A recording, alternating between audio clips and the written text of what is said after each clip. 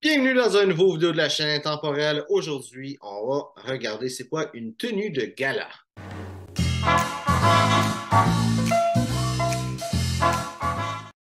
Donc, une tenue de gala, c'est une tenue, comme le nom l'indique, apportée dans un gala. En quoi est-ce que c'est différent d'une tenue de soirée? Une tenue de soirée, tenue semi-formelle, c'est un tuxedo, c'est quelque chose de très classique. Le but, c'est de ne pas briller, de laisser les... C'est deux choses. C'est de ne pas flasher puis que le monde nous remarque. Et c'est aussi de faire en sorte que ces vêtements soient pas qu'est-ce qu'on remarque, mais bien nous-mêmes, notre personne, notre personnalité qui on est. C'est ça qui se fasse remarquer. C'est les deux objectifs d'un tuxedo. Une tenue de gala, par contre, c'est pas le même principe. Ça fait partie du même type de code vestimentaire, du même niveau de formalité, mais une tenue de gala, généralement, c'est l'opposé. Tu veux que le monde te remarque. C'est justement, c'est ça l'objectif. Donc, une tenue de gala, en anglais, ça va ça va souvent être creative black tie qui va être dit. L'équivalent exact, ce serait ça. Creative black tie, tenue de gala. J'ai déjà fait une vidéo sur une tenue de soirée, mais une tenue de soirée très, très, très vite, le récapitulatif de qu'est-ce que c'est. C'est un tuxedo. Veston et pantalon noir, revers en satin, une bande de satin sur les pantalons, pas de ceinture, très important, avec soit un gilet, soit une ceinture de tuxedo. Une ceinture de tuxedo, c'est il y a pas ça, un cummerbund en anglais avec les espèces de petits plis dessus. Cette ceinture ou ce gilet-là doit être noir. Ça te prend un papillon noir, une chemise de tuxedo avec des petits boutons de finition dessus et des boutons de manchette. Pas de montre, c'est pas mal ça. Des souliers en cuir patinés ou, si jamais ça tente de te donner la peine, ciré avec un poly-miroir. Mais ça, en gros, c'est une tenue de soirée. Tenue de gala, c'est basé sur une tenue de soirée. Généralement, qu'est-ce que tu vas faire? C'est le veston qui va être quelque chose de différent. Plutôt qu'avoir un veston de tuxedo, une veste de tuxedo, ce qu'on appelle un smoking en France. Qu'est-ce que tu vas avoir? C'est une veste de soirée. Une veste de soirée, c'est généralement une veste en velours, mais pas nécessairement. C'est une veste qui va être dépareillée. Cette veste-là, si tu vas avoir un style plus classique, c'est ça que tu vas vouloir faire. Veste de soirée. Tu peux avoir plusieurs couleurs. La plus classique, c'est surtout le Bourgogne, une veste de soirée en Bourgogne, un Bourgogne en velours.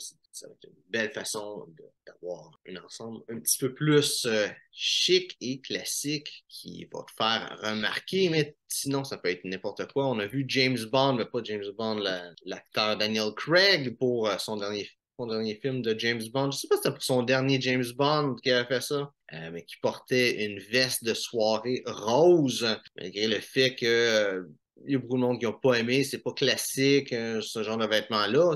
Ça fait partie d'une tenue de gala. Ça, son ensemble était bien réussi, sommairement. C'est juste pas un ensemble classique. Donc, les personnes qui n'ont pas aimé ça, ben, c'est juste pour ça en réalité. Serment, une tenue de gala, ça serait ça. Les vraies façons de bien faire ça, bien faire ta tenue de gala. Un autre veston que tu pourrais avoir, une autre veste plutôt qu'une veste de soirée, ce serait ça a un nom, c'est une veste d'intérieur. Une veste d'intérieur, qu'est-ce qui. Là, on va rentrer dans les termes pas le fun. Donc, en France, ils appellent un tuxedo un smoking. Smoking, c'est une très, très, très mauvaise appellation parce que un smoking, le mot smoking vient d'une veste smoking, d'un smoking jacket. Qu'est-ce que c'est un smoking jacket? Pourquoi est-ce que je parle de ça? C'est que c'est ça l'autre option que tu as. Un smoking jacket, à l'origine, c'était un veston que tu mettais par-dessus tes vêtements quand tu allais fumer le cigare, tu allais fumer la pipe avec tes amis et tu voulais pas que tes vêtements sentent la fumée et tu voulais pas non plus que les cendres, tout ça aillent sur tes vêtements. C'est une époque où ce que généralement, quand tu allais voir tes amis le soir, pour peu importe un événement, ou même si c'était chez eux, tu t'habillais en tuxedo. C'était comme ça que c'était le monde. Si tu t'habilles en tuxedo noir, des cendres qui vont dessus, puis c'est le seul tuxedo que tu as, puis tu vas en avoir besoin le lendemain, tu veux pas que ça se salisse. Donc, un smoking jacket, c'est un veston qui mettait par-dessus. On met un petit fast-forward sur l'histoire, il était arrivé un temps où est-ce qu'un smoking jacket, c'était convenable de porter ça, spécialement quand que tu recevais des gens chez toi, de mettre ça à la place du veston de tuxedo que tu avais. Donc, un veste de smoking, généralement, ça va être en velours. Pourquoi c'est en velours? C'est spécialement parce que le velours, ça va isoler les odeurs, ça va empêcher l'odeur de tabac de se rendre jusqu'à tes vêtements. Maintenant, de nos jours, c'est plus si important que ça, mais c'est quand même un vêtement qui a été créé utilitaire. Donc, il y a différentes versions de vestes de smoking ou de vestes d'intérieur de nos jours, mais c'est une très belle façon d'ajouter quelque chose à sa tenue de gala. C'est quelque chose qui va être très, très, très rare à voir. Il y a différents types de vestes d'intérieur. Je t'invite à aller regarder ça. Je ne vais pas nécessairement rentrer dans les détails, mais tu as différentes façons de faire les boutons. Généralement, une veste d'intérieur, le bout de la manche va être retourné sur lui-même. Ça, c'est une des grosses choses.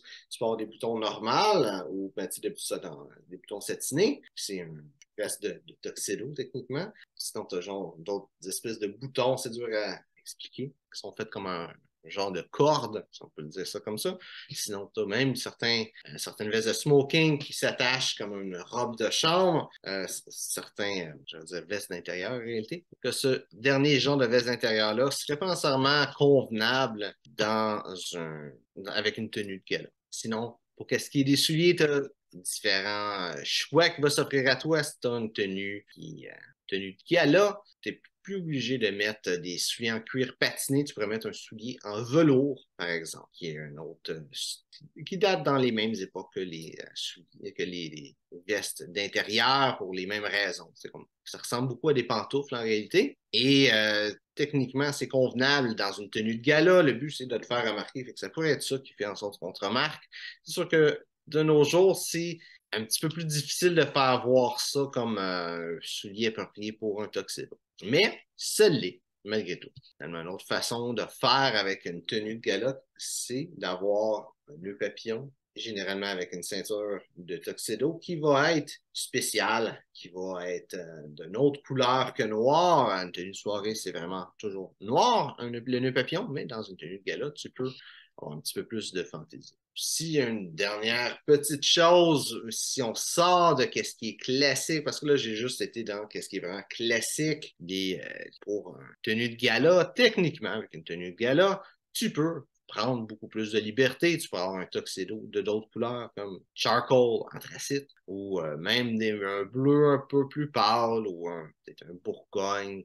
Quand j'ai un bleu un peu plus pâle, je veux dire un bleu foncé, mais qui n'est pas le bleu minuit classique, qui est extrêmement proche de noir en réalité. Tu peux y aller avec quelque chose un petit peu plus, toujours foncé, mais d'une autre couleur. Le mieux pour avoir une tenue de gala qui est bien réussie, c'est de ne pas en faire trop. Tu as une tenue de soirée, je t'ai dit c'est quoi une tenue de soirée au départ. Fais juste un changement sur la tenue de soirée. Si tu fais trop de changements, ça ne sera pas beau. Si tu fais un changement, le monde va réaliser que tu as cette chose-là. Si tu fais trop de changements, tu ne vas pas avoir l'air de quelqu'un qui est bien habillé avec un tuxedo, mais qui a un nœud papillon orange, par exemple. Tu vas avoir l'air de quelqu'un qui a mis pas mal n'importe quoi, qui ne sait pas trop comment s'habiller. Si ton habit de base est bien réalisé, que tu as juste une chose qui est changée, c'est cette petite chose-là que le monde va se remarquer que tu as fait ce petit changement-là, plutôt que remarquer que tu as fait pas mal n'importe quoi. Donc, c'est ça pour aujourd'hui. J'espère que tu as aimé les vidéos. Si tu as des questions sur le style classique masculin ou sur le tenue de gala en général, mets ça dans les commentaires, ça va me faire un plaisir d'y répondre. Donc, merci de regarder la vidéo et on se voit une prochaine fois.